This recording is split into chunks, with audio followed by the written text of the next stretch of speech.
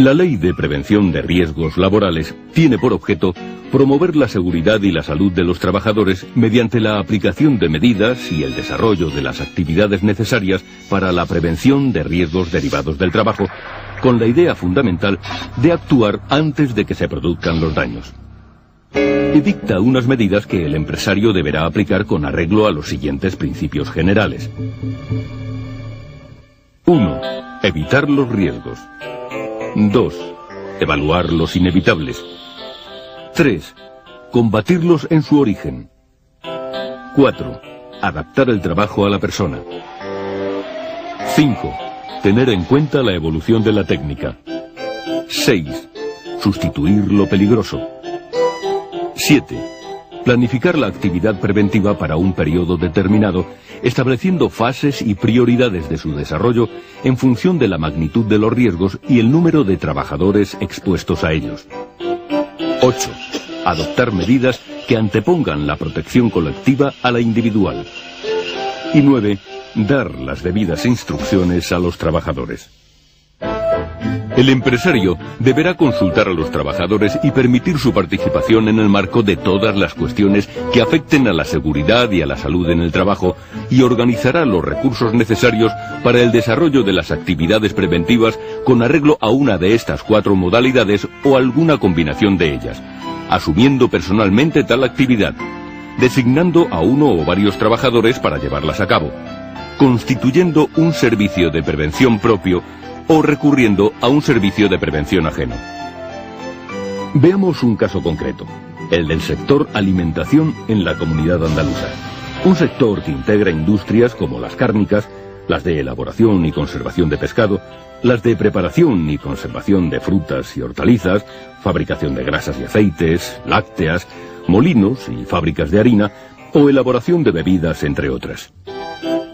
En este sector, los accidentes más comunes son, por este orden, los producidos por sobreesfuerzos, casi una cuarta parte del total, golpes por objetos o herramientas, caídas de personas al mismo nivel, atrapamiento por o entre objetos, caídas de personas a distinto nivel y pisadas sobre objetos, existiendo asimismo otras situaciones de riesgos tales como la exposición a riesgos biológicos e higiénicos, que aun no teniendo la cuantificación de las anteriores, sí tienen una importancia cualitativa elevada. Pero veamos con detalle algunos de estos factores de riesgos y con qué condiciones mínimas de seguridad evitarlos, agrupándolos en 5 grandes apartados. A. Riesgos derivados de la manipulación manual de cargas. B. Riesgos de caídas al mismo o distinto nivel. C. Riesgos derivados de los equipos de trabajo. D.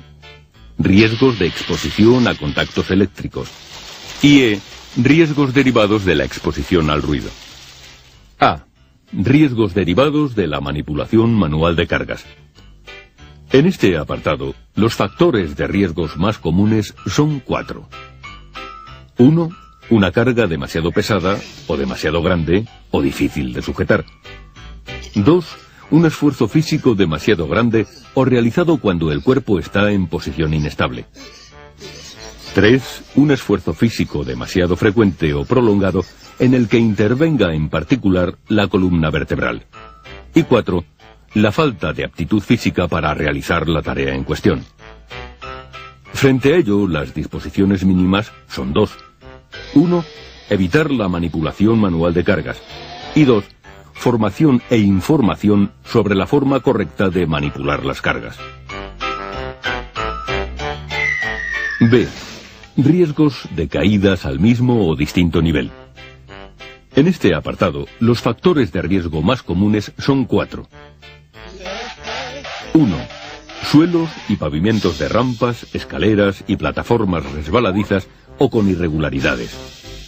2. Falta de orden y limpieza. 3. Aberturas en suelos o lados abiertos de escaleras, rampas, plataformas y muelles. Y 4. Escaleras de mano defectuosas o en mal estado. Frente a ello, las disposiciones mínimas de seguridad son 6. 1.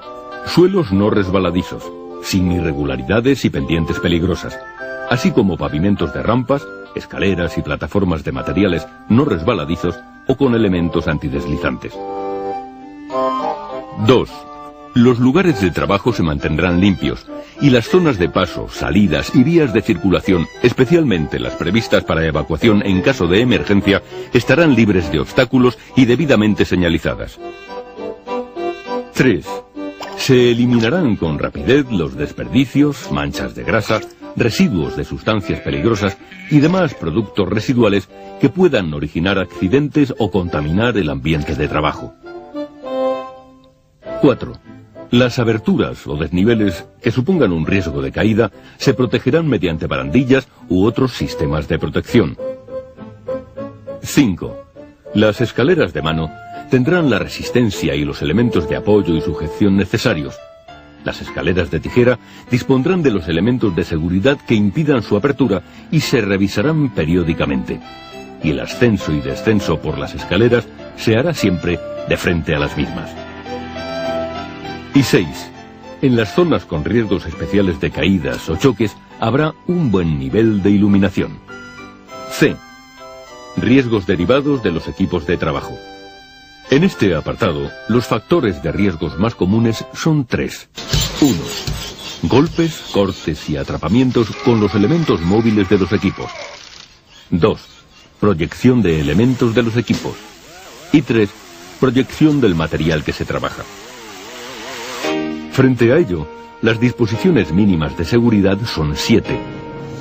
1. Solo se utilizarán los equipos provistos del marcado CE y acompañados de la declaración CE de conformidad. 2. Su puesta en marcha solo se podrá efectuar mediante una acción voluntaria sobre el órgano de accionamiento. 3. Todo equipo deberá estar provisto de un órgano de accionamiento de emergencia que permita su parada total. 4. Los equipos con riesgo de proyección estarán provistos de resguardos adecuados. 5. Los elementos móviles de un equipo que entrañen riesgos de accidentes por contacto mecánico deberán ir equipados con resguardos o dispositivos que impidan el acceso a la zona peligrosa. 6.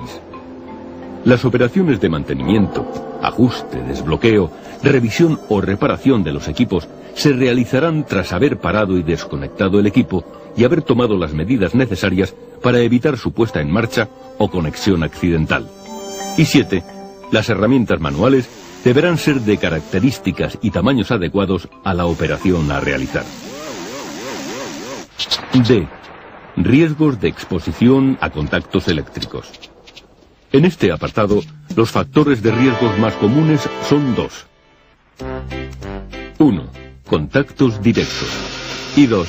Contactos indirectos. Frente a ello, las condiciones mínimas de seguridad guardan relación con lo dispuesto en la normativa específica sobre instalaciones eléctricas, a saber, 4 normas esenciales. 1. Las instalaciones eléctricas no deberán entrañar riesgos de electrocución. 2. Los trabajadores deberán estar debidamente protegidos contra los riesgos de accidente causados por contactos directos o indirectos. 3. Las instalaciones eléctricas y los dispositivos de protección deberán tener en cuenta la tensión, los factores externos condicionantes y la competencia de las personas que tengan acceso a las partes de la instalación. Y 4. En los trabajos a realizar en los locales húmedos se extremarán las medidas de seguridad. La acumulación de gases o polvos combustibles pueden dar origen a incendios o explosiones. E. Riesgos derivados de la exposición al ruido. Frente a estos riesgos, las condiciones mínimas de prevención guardan relación con lo dispuesto en la normativa específica. Con estos ejemplos, les hemos querido mostrar que estamos hablando de una ley que persigue, ante todo, crear una auténtica cultura preventiva y que, por tanto, involucra a toda la sociedad en su conjunto.